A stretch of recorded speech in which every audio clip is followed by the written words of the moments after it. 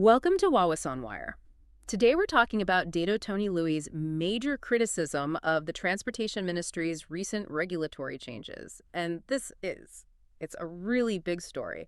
We're talking about Dato Tony Louie, who isn't just some random business owner, and maybe more importantly, the president of the Malaysian Chinese Chamber of Commerce. Right. So when he speaks, people listen, and his words carry a lot of weight in the business community. Exactly. And he's not mincing words. He's come out and basically said these new government reforms are fundamentally damaging core sectors of the economy. It's incredibly strong language. This isn't just, standard political grumbling. He's making a very specific claim that major projects are becoming unprofitable before a single shovel even hits the ground. Which really forces the question, doesn't it? Is this rapid, strict reform worth the immediate economic sacrifice we're seeing? That's the core of the debate. It's a huge question. Okay, so let's get into the specifics of his complaint. The big headline figure, the thing that catches everyone's eye, is this sudden cost spike. The 15% shock, as some are calling it. He claims that costs for construction materials and the overall transportation fees have just surged by at least 15%. And for a sector like construction, where the margins are already, well, they're razor thin, right? Oh, absolutely.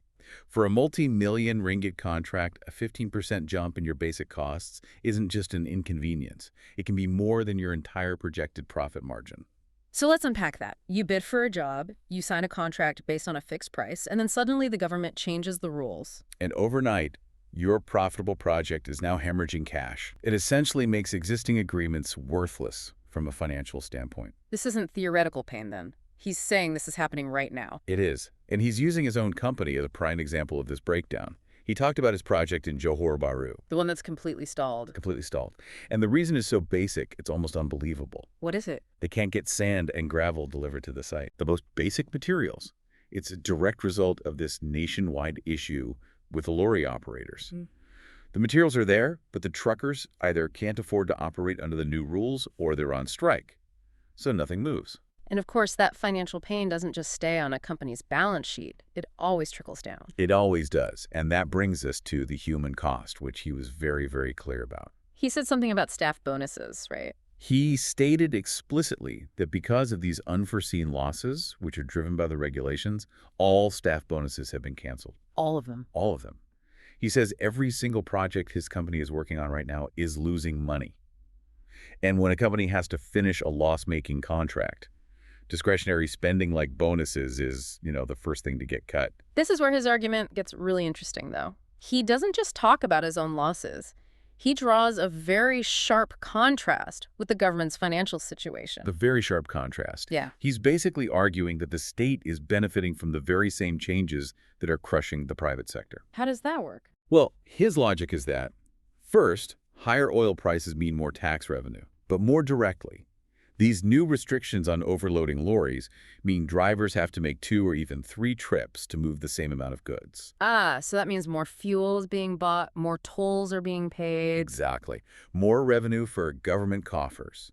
And so he makes this really biting comparison. Bonuses. The bonuses. Yeah. He points out that while civil servants are getting, I think he said, a 3-month bonus. 3 months? Wow. Yes. Meanwhile, these key private sectors, construction, transport, agriculture, property, manufacturing, they're getting 0. Not a single month's bonus. So his argument is that this reform is being paid for entirely by private industry while the state is insulated from the shock. That's the accusation. The burden is completely uneven. Okay, so let's get to the root of it. We know the consequences, but why is this happening? What are the specific rules from the Transportation Ministry that have pushed the lorry operators to this point? Right. This is where the technical details really matter. The industry felt so much pressure that the Lorry Operators Association and the Lorry Drivers Association actually submitted a formal memorandum to Parliament. That's the one with the 26 demands. 26 specific demands with a 48-hour deadline for a response from the ministry. I mean, that tells you how urgent they feel this is. So what are the main points? What are the regulations that are really causing this breakdown in the logistics chain? Well, the first big one is the enforcement of the demerit point system. Which is like the point system for a regular driving license. Pretty much, but the stakes are way higher. If a commercial driver gets too many demerit points for, minor infractions, they can lose their license. And with the driver shortage we already have. A single driver losing their license can sideline a very expensive truck. Exactly. The second point is about fines related to employer permits. So now the risk is shifted directly onto the business owner. If your driver makes a mistake, your company's permit to operate is on the line. That would definitely make you think twice about even sending your trucks out. It does. Then you've got new restrictions on operational hours. If you limit when lorries can be on the road, you automatically limit how much they can haul in a day. The only solution is more trucks and more drivers, which just raises costs again. But the biggest driver of that 15% shock is about the physical limits, isn't it? The weight and height. That's the absolute core of it. The enforcement of the total allowable weight and the cargo height restrictions. Now, the government's argument is this protects the roads from damage. Which makes sense on the surface. It does. But from the industry's point of view, if you strictly enforce a lower TAW, a truck that used to carry 30 tons might now only be allowed to carry 25. So to deliver the same amount of sand, you have to make maybe 20% more trips. And there it is. That's the direct link to the cost spike. More trips mean more fuel, more tolls, more wages, and more risk of getting a fine. The cost has to go somewhere. Which is where that 15% surge comes from. Precisely. And their final demand is basically just a plea to reduce all fines to a more reasonable and affordable level, because the fines themselves are becoming a crippling business expense. So this starts as a technical problem for specific industries, but Dato Tony Louie's big warning is that it's not going to stay there. Not at all. His forecast is pretty grim. He's saying that this pain is about to be passed directly to every single consumer in Malaysia. This is moving from a construction issue to a cost of living crisis. That's exactly it. He predicts that the price hikes in fuel and transport will immediately lead to price increases for essential daily goods. Did he give any specific examples of what we should expect to get more expensive? Oh, yes. A whole list. It starts with things like cooking oil and, very importantly, animal feed. And if animal feed costs more to transport than chicken, meat, all of that gets more expensive. It's an immediate knock-on effect. Then he listed the staples you'd expect. Beverages, rice, flour, salt, things where even a small percentage increase really hits a family's budget hard. What about fresh produce? That's always sensitive to transport costs. He mentioned that too. Vegetables, fruits, meat, and seafood are all on his list of items that will see price increases. So a problem that starts with total allowable weight for a lorry ends up as a higher bill at the grocery store.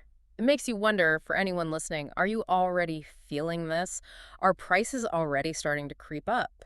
I think if we step back and look at the bigger picture here, the whole conversation that Dato Tony Louie has started is really about a fundamental trade-off. A trade-off between what? Between strict enforcement, which is intended for public safety and protecting our infrastructure, and the immediate need for economic stability and, keeping prices affordable for people. It's a massive balancing act for the government. A very difficult one. And that's why the key thing to watch now is how the Transportation Ministry responds to those 26 demands from the lorry operators. Their answer will basically set the course for the next few months. It really will. Yeah. If they find some middle ground, some coordinated solution, maybe that 15% increase can be softened.